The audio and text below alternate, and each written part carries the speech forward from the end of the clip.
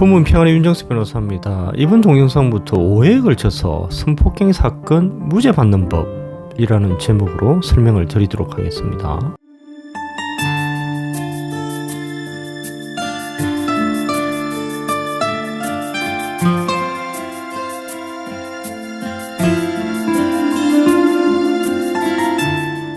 제가 최근 성폭행 피고인들을 위한 항변 시리즈를 통해서 성폭행 사건의 경우 일반 사건보다 무죄 받기가 더욱더 힘들다라는 점에 대해서 설명을 드린 바 있습니다. 근데 성폭행 사건 무죄 받는 것이 불가능한 것은 아닙니다. 성폭행 사건에서 유죄 판결이 선고가 되면 대부분 아주 중한 실형이 선고가 되기 때문에 더욱더 포기하지 말고 더 치밀하고 철저하게 재판을 준비하고 진행할 필요가 있습니다. 이번 동영상은 성폭행 사건 무죄 받는 법 첫 번째 동영상입니다. 이번 동영상에서는 1심 재판 절차에 관해서 개관을 하고, 두 번째로 공소장 송달 후에 변호사 선임, 그리고 세 번째로 검사 증거기록 복사, 네 번째로 자백할 것인지 부인할 것인지 결정, 다섯 번째로 증거인부서 작성에 관해서 간단히 설명드리도록 하겠습니다. 성폭행 사건 1심 재판 절차에 관해서 설명드리겠습니다. 1심 재판 절차를 개관하면 다음과 같습니다. 검사가 공소장을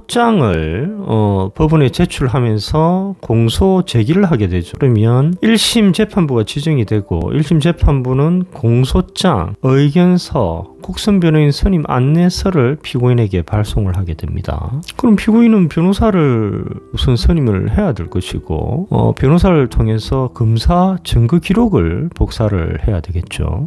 그럼 피고인은 변호인과 같이 공소장 그리고 복사한 검사 증거 기록을 놓고 같이 보면서 공소 사실을 인정할 것인지 그리고 증거인부를 어떻게 할 것인지를 결정을 해야 됩니다. 그리고 1회 공판기일이 열리면 1회 공판기일에서는 공소 사실 및 증거인부 절차가 진행이 될 것이고요. 그리고 2회 공판기일 이후에는 주로 증인신문 등 증거조사 절차가 진행이 됩니다. 보통 3주에서 한 달 간격으로 재판이 진행이 되게 됩니다. 증거조사가 다 끝나게 되면 변론 종결기일에 검사는 구형을 하고 변호사는 최후 변론을 하게 되고 피고인은 최후 진술을 하게 됩니다. 그러면 재판 절차가 끝나게 되겠죠. 그리고 약 한 달 후에 선고기일이 잡혀서 선고가 됩니다. 다음으로 공소장 송달 후 변호사 선임에 대해서 살펴보도록 하겠습니다. 제가 전에 말씀드린 바와 같이 우리나라에서 고공반 사건 무죄율이 한 3% 정도 됩니다. 구약식 사건 포함하면 무죄율이 한 1% 정도 됩니다. 100건 중 1건 정도가 무죄 판결이 선고된다라는 것이죠. 그리고 제가 누누이 말씀드렸다시피 성폭행 사건은 일반 사건보다 무죄 받기가 더욱더 힘이 들고, 성폭행 사건에서 유죄 인정이 될 경우에는 초범이고 합의를 한 경우 이외에는 실형이 선고될 확률이 아주 높습니다. 그래서 될 수 있는 대로 변호사를 선임하시는 게 좋습니다. 그럼 변호사 선임은 어떻게 해야 되느냐? 여러 경로를 통해서 변호사를 알아볼 수가 있겠죠. 지인을 통해서 알아볼 수도 있고, 인터넷 광고를 통해서 알아볼 수도 있고, 유튜브를 통해서 알아볼 수가 있는데, 제가 권고하는 것은 최소한 3개 이상의 변호사 사무실 상담을 받는 것이 좋습니다. 그리고 상담을 받을 때는 필히 파트너급 변호사가 최소한 직접 재판을 수행할 것을 확답을 받고 변호사를 선임하시는 게 좋습니다. 왜냐하면 성폭행 사건의 경우는 아주 심각한 결과가 나오는 경우가 대부분이지 않습니까? 그런데 변호사 경력 1년, 2년 어소급 변호사가 전담해서 변론을 하기에는 가중하고 결과가 너무 심각하기 때문에 최소한 경력 10년 이상의 파트너급 변호사가 주도해서 변론을 하는 것이 좋습니다. 어떤 변호사를 선임하느냐에 따라서 소송의 성패가 좌우가 되거든요. 그래서 능력 있고 열정적인 변호사를 선임할 필요가 있습니다. 그런 변호사를 찾기가 힘이 들죠. 그죠? 제가 권유하는 것은 광고에 현혹되지 마시라는 겁니다. 광고라는 것은 광고비에 많은 투입을 해서 변호사를 선전하는 것인데 광고비에 많은 돈을 투입했다 해서 그 변호사가 실력 있고 열정적으로 하리라는 보장은 전혀 없지 않습니까? 그것보다는 예를 들면 유튜브를 자세히 보고 자세히 보면 이 변호사가 상업적인지 아니면 열정적인지 이 변호사가 실력이 있는지를 대강 알 수가 있거든요. 그러면 그 변호사를 한 서너 명 정도 선별을 해서 직접 상담을 받고 선임을 하는 것이 좋겠습니다. 그리고 선임을 할 때는 아까 말씀드린 대로 파트너급, 즉 유튜브에 나와서 설명하는 변호사가 직접 소송을 수행할 것을 확답을 받고 선임을 하시는 게 좋습니다. 그리고 제가 덧붙이고 싶은 거는 변호사를 선임을 했으면 변호사한테는 사실대로 이야기를 하시는 게 아주 중요합니다. 그것이 소송의 승패를 좌우합니다. 가끔 의뢰인 중에 어떤 분이 계시냐 하면 여러 가지 이유, 가장 큰 이유는 겁이 나서 그런 경우가 되는데 변호사한테 사실을 이야기를 안 해요. 예를 들면 성관계가 실제로 있었어요. 합의하에 성관계가 있었던 거거든요. 근데 변호사한테는 성관계 자체가 없었다, 이렇게 말씀하시는 분이 있다라는 겁니다. 그럼 어떻게 됐습니까? 변호사는 성관계가 없었다라는 전제하에서 증거를 찾고 변론을 하게 되지 않습니까? 그런데 성관계가 있었다는 것이 진실이기 때문에 성관계가 없었다는 증거가 나올 수가 없어요. 그러면 결국은 소송에 실패하게 되겠죠. 그래서 결과가 어떻게 되느냐, 성관계가 있었다라는 증거가 나오면 바로 강간이 인정이 되어버린다라는 겁니다. 성관계가 없었다라고 주장을 하는데 성관계가 있었다라는 증거가 나와버리면 이후에 뒤늦게 사실은 성관계가 있었는데 합의하에 있었다 이렇게 말하면 믿어주겠습니까? 안 믿어준다는 거죠. 그래서 유죄 판결이 선고가 됩니다. 그래서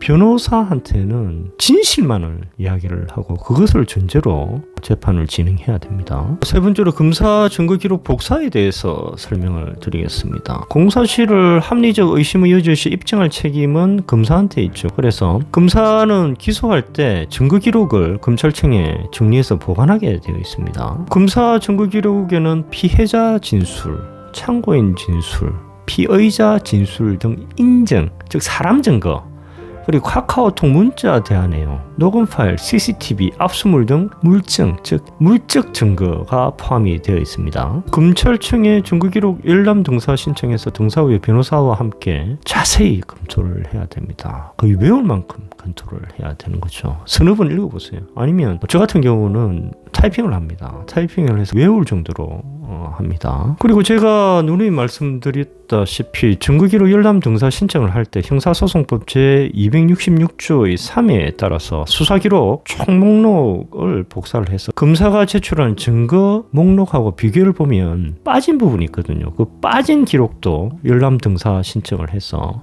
복사해서 변호사하고 같이 검토를 할 필요가 있습니다. 네 번째는 자백할 것인지 부인할 것인지를 결정을 해야 되겠죠. 이것이 서면화된 것이 공소사실 인부서가 되겠습니다. 성폭행 사건에서 자백할 것인지 부인할 것인지를 어떻게 결정하느냐. 특히 성폭행 사건에서는 원칙적으로 검사가 무슨 증거를 가지고 있는지의 관점이 아니고 실체적 진실이 무엇인지 관점에서 공사실을 자백할 것인지 아니면 부인할 것인지를 결정을 해야 된다라는 겁니다. 다시 말하면 실제로 강제로 성관계를 했다, 그러면 자백을 해야 되겠죠. 근데 그 반대로 합의하에 성관계를 했거나 또는 성관계 자체가 없었다, 그럼 부인을 해야 되겠죠. 그죠? 그 이유는 두 가지입니다. 피해자 진술을 더 믿어주고 피해자다움 주장 자체가 배제되고 있는 것이 현 시스템이거든요. 그래서 이런 시스템에서 실체적 진실이 성폭행이 아니어도 유죄 판결이 될 가능성이 높다라는 거죠. 그런데 실체적 진실이 성폭행이라면 무죄 판결을 받는 것은 거의 불가능하다고 볼 수가 있겠죠. 그래서 혹시나 하는 마음에 부인을 해도 거의 소용이 없다라는 겁니다. 형량만 높아진다라는 거죠. 그리고 두 번째 이유는 공사실이 실체적 진실에 부합해요. 그런데 무죄 판결이 선고되는 경우는 어떤 경우냐? 압수수색 절차 위법성 때문에 검사가 제출하는 핵심적이고 주요한 증거가 위법 수집 증거로서 증거 능력이 인정되지 않는 경우가 대부분이라는 겁니다. 그런데 성폭행 사건은 주요 증거가 뭡니까? 피해자 진술이거든요. 피해자 진술은 압수수색 절차에서 획득되는 게 아니라는 겁니다. 피해자가 고소장 제출을 하면서 진술을 하고 그 이후에 경찰에서 진술하고 법정에서 진술하는 걸로 그것이 제출이 되거나 현출이 되는 거거든요. 그래서 설사 압수수색 절차가 위법하다 하더라도 성폭행 사건에서의 가장 중요한 증거인 피해자 진술이 남아있기 때문에 압수수색 절차가 위법하다 하더라도 유죄 판결이 선고될 수밖에 없다라는 거죠. 그래서 실체적 진실이 무엇인가에 따라서 자백을 할 것인가 또는 부인을 할 것인가를 결정을 해야지 검사가 가지고 있는 증거가 무엇인가에 따라서 자백 여부를 결정해서는 안 된다라는 것이죠. 특히 성폭행 사건에서 그렇다라는 겁니다. 자, 그럼 공사실 인부서는 어떻게 작성을 하느냐? 첫 번째, 자백할 경우에는 공사실 모두 인정합니다. 이렇게 적으면 됩니다. 두 번째, 일부 자백, 일부 부인할 경우에는 어떻게 기재를 하느냐? 예를 들어 공소사실 중에 2022년 5월의 공사실은 인정을 하고 2022년 7월의 공사실은 성관계 자체가 없으므로 인정하지 않습니다. 이렇게 기재하면 됩니다. 또는 공사실 중 2022년 5월의 점은 인정을 하나 2022년 7월의 점은 서로 합의하에 한 성관계였으므로 공사실을 인정할 수 없습니다. 이렇게 기재하시면 됩니다. 그리고 세 번째, 부인할 경우에는 어떻게 하느냐? 예를 들어서 서로 합의하에 성관계 하였으므로 공사실을 인정할 수 없습니다. 성관계 자체가 없었으므로 공사실을 인정할 수 없습니다. 이렇게 기재를 하면서 단지 부인한다라는 그런 취지뿐만이 아니고 어떤 취지에서 왜 공사실을 부인하는지를 간단하게 기재할 필요가 있습니다. 다음으로 증거인부서 작성에 관해서 간단히 살펴보도록 하겠습니다. 공사실 전부 인정할 때는 원칙적으로 증거 모두 동의하고 성립 인정하시면 되겠습니다. 다음으로 공사실 일부를 부인하거나 전부 부인할 때는 증거인부를 어떻게 해야 될 것인지에 관해서 살펴보겠습니다. 첫 번째, 피해자 신분조서에 대해서는 증거인부를 어떻게 하느냐? 검경 피해자 신분조서 모두 내용 부인하는 것이 좋습니다. 다시 말하면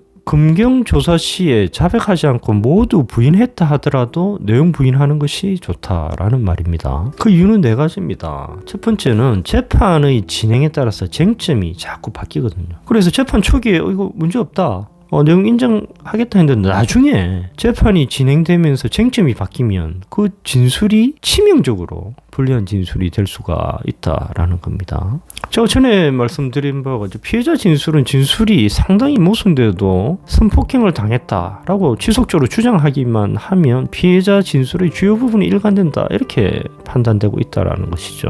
근데 피고인 진술은 어떻습니까? 피고인 진술에 대해서는 현미경 잣대로 들이대면서 심지어 진술의 뉘앙스가 달라져도 피고인 진술이 모순된다 이렇게 판시하고 있는 게 현 재판 실정이라는 거죠. 그렇다면 어떻게 해야 되느냐? 수사기관에서의 진술의 법정 현출은 될 수 있는 대로 배제시킬 필요가 있다는 겁니다. 세 번째는 피해자 신분조서 작성자는 경찰 검사잖아요. 그래서 유죄의 증거로 피해자 신분조서를 작성하거든요. 그래서 잘 읽어보면 경찰 검사의 질문 자체가 경찰 검사의 의견서라는 거죠. 이렇게 경찰 검사의 의견서를 법정에 제출할 필요가 없다라는 거죠. 네 번째 이유는 재판 진행 중에 증거조사가 끝날 때까지는 언제든지 본의해서 경찰 검사 피신 내용 인정할 수 있거든요. 그래서 일단 부동의를 하는 게 좋습니다. 재판 진행 쭉 하다가 이 정도 되면 경찰 검사 피신이 피고인에게 불리한 것보다 유리한 게 더 많은 것 같다 이렇게 판단될 때는 내용 인정하는 것도 좋습니다. 그래서 지금은 일단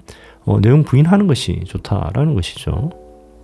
다음으로 피해자 기타 참고인 진술조서에 대해서는 증거인부를 어떻게 하느냐? 기타 참고인은 여러 경우가 있을 수가 있는데 그게 피해자로부터 성폭행 사실을 들었다는 사람 또는 현장 출동 또는 현장 조사 경찰관 또는 중간간 중강제 추행 사건에서 모텔 직원 등으로 나눌 수가 있겠죠. 그죠?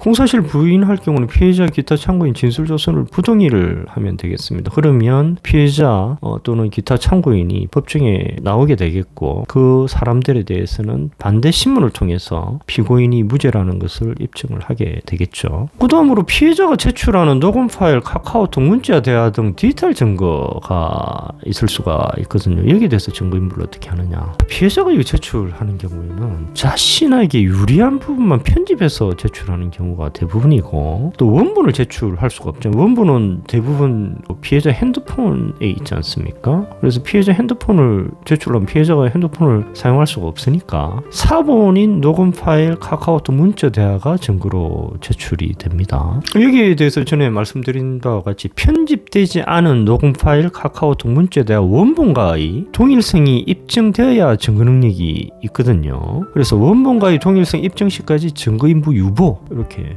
기재하시면 되겠습니다. 자, 오늘 이 정도로 하겠습니다. 다음 회에서는 1심 증인신문 이후 절차에 관해서 설명드리도록 하겠습니다. 감사합니다.